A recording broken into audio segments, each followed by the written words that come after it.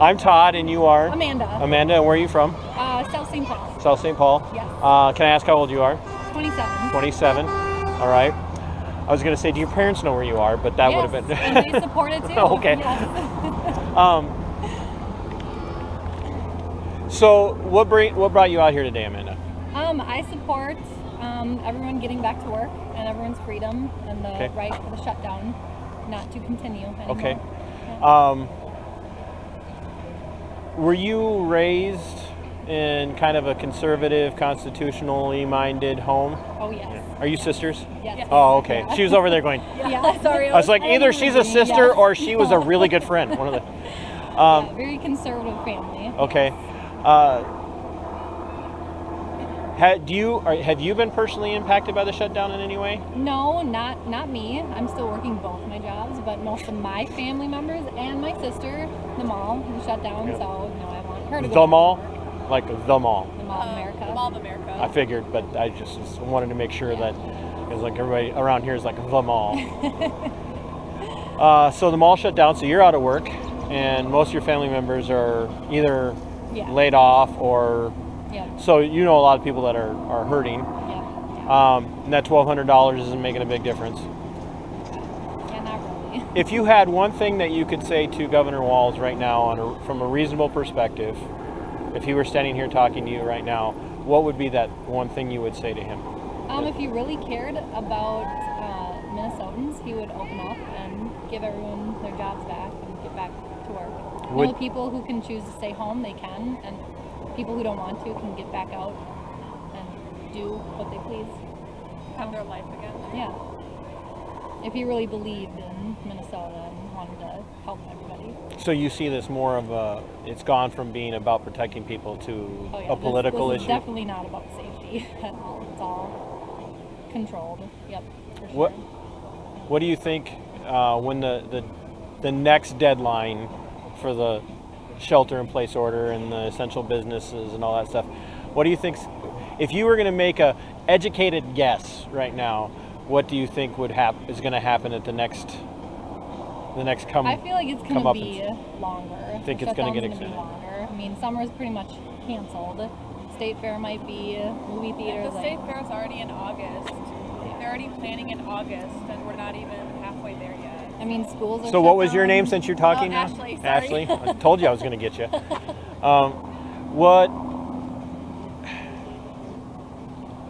I hope it's not for much longer, but I feel like it's going to be. Feel like it's going to be? Which is ridiculous.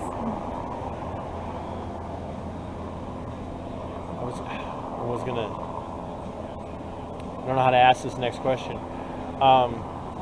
Do you think that if it goes on much longer that the economy has any chance of recovering without plunging us into a full-on greater depression than what we've already experienced in the history of the country?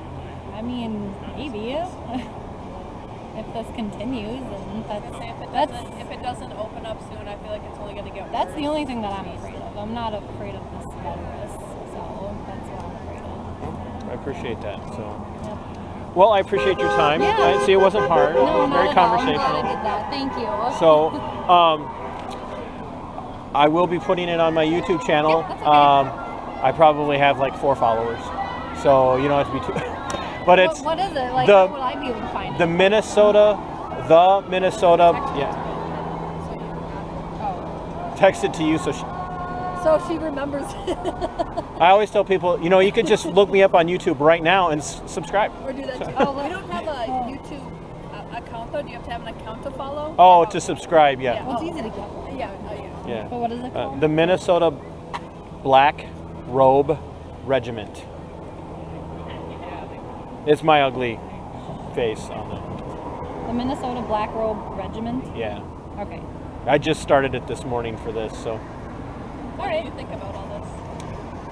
I think that there is a way for us to be reasonable in our precautions and not strip away the fundamental God-given rights that we have. And that comes from I'm a very conservative Christian.